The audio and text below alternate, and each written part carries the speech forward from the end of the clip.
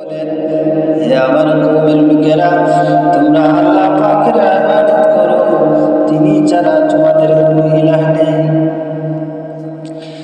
সম্মানিত হাজরিনে কেরাম, এইভাবে আল্লাহ পাক যত নবী রাসূলগণ প্রেরণ করেছেন, তারা সবাই এক একজন এক এক এলাকার জন্য নবী ছিলেন।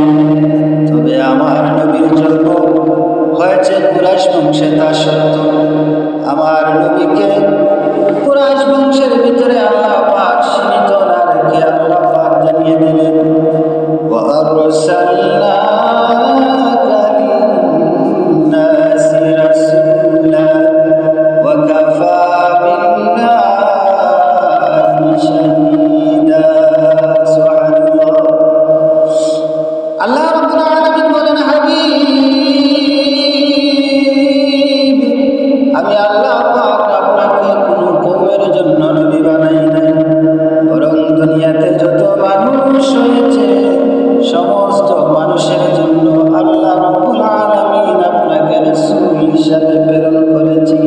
সুবহানাল্লাহ।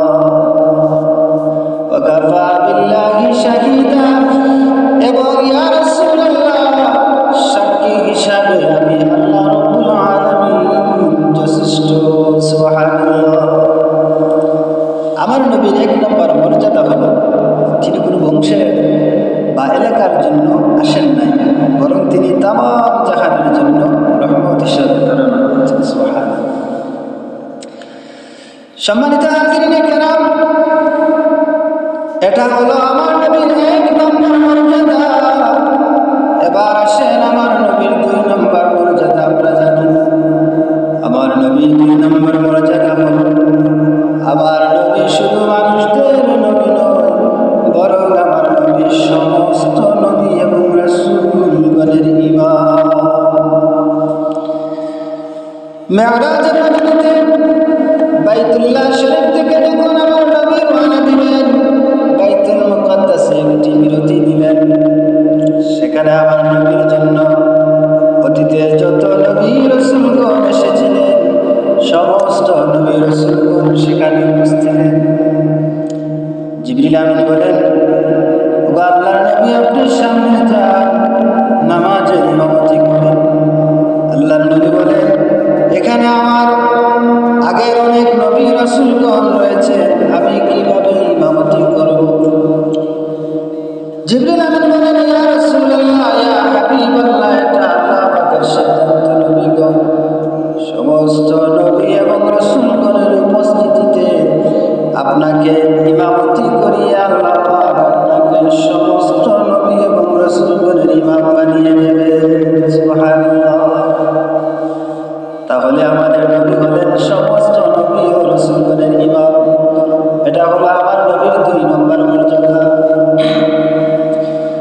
সম্মানিত হাজরিনে কেরাম, আমার নবীর তিন নম্বর মর্যাদা হলো, পবিত্র কোরআনুল কারীম সাক্ষী, আল্লাহ পাক যত নবী রাসূলগণ জমিনের মধ্যে প্রেরণ করেছেন, যে সময় যাকে ডাকার প্রয়োজন হয়েছে আল্লাহ রাব্বুল আলামিন তাদের নাম ধরে ধরে ডেকেছেন।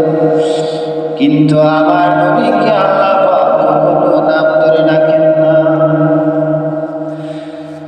সমাজে দেখবেন মানুষ তার মায়ার মানুষকে সুন্দর সুন্দর নাম ধরে ডাকে। আমার নবীকে যখন ডাকার প্রয়োজন হয়েছে আল্লাহ রাব্বুল আলামিন সুন্দর সুন্দর গুণবাচক নাম ধরে ডেকেছেন। আল্লাহ রাব্বুল আলামিন আমার দয়ার নবীকে কিভাবে ডাক দিয়েছেন কোরআনুল কারীম সাক্ষী। আল্লাহ পাক আমার নবীকে ডাক দিয়েছেন, ইয়া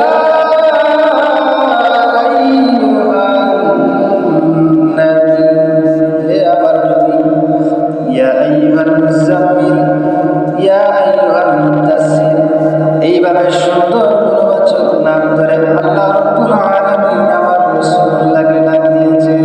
সুবহানাল্লাহ। এটা হলো আমার নবীর তিন নম্বর মর্যাদা। সম্মানিত হাজরিনে কেরাম, আমার রাসূলুল্লাহর চার নম্বর মর্যাদা হলো, আমার নবী হলেন খাতামুন নবিয়্যিন।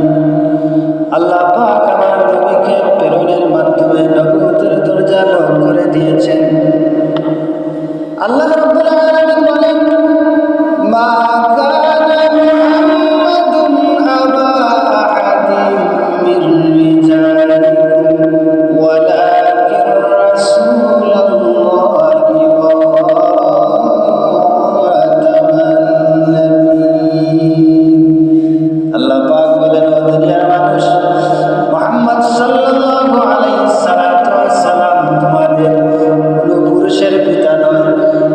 হলেন আল্লাহ পাকের রাসূল ও সর্বশেষ নবী, তারপরে আর কোনো নবী আসার সুযোগ নেই। সুবহানাল্লাহ। এটা হলো আমার নবীর 4 নম্বর মর্যাদা। সম্মানিত হাজিরিন কেরাম, আমার নবীর 5 নম্বর মর্যাদা হলো আমার নবীর শানকে আল্লাহ পাক উঁচু করে দিয়েছেন। কাফিরেরা চেয়েছিল নবীজির নাম মুবারক পর্যন্ত মুছে দিবে, কিন্তু আল্লাহ রাব্বুল আলামিন তা হতে দেন নাই। আল্লাহ রাব্বুল আলামিন বলেন, ওয়া রাফা'না লাকা যিকরাক। ইয়া রাসূলুল্লাহ, ইয়া হাবিবাল্লাহ, আমি আল্লাহ রাব্বুল আলামিন আপনার জিকিরকে সমুন্নত করে দিয়েছি। সুবহানাল্লাহ। আল্লাহ পাক তার হাবিবকে এত বেশি মর্যাদা প্রদান করেছেন। দেখবেন যত জায়গায় আল্লাহ পাকের জিকির করা হয়, তত জায়গায় আমার রাসূলুল্লাহ জিকির করা হয়। সুবহানাল্লাহ। আযানের বাক্যটা আপনারা দেখবেন, আশহাদু আল্লা ইলাহা ইল্লাল্লাহ বলার পরই বলা হয় আশহাদু আন্না মুহাম্মাদ।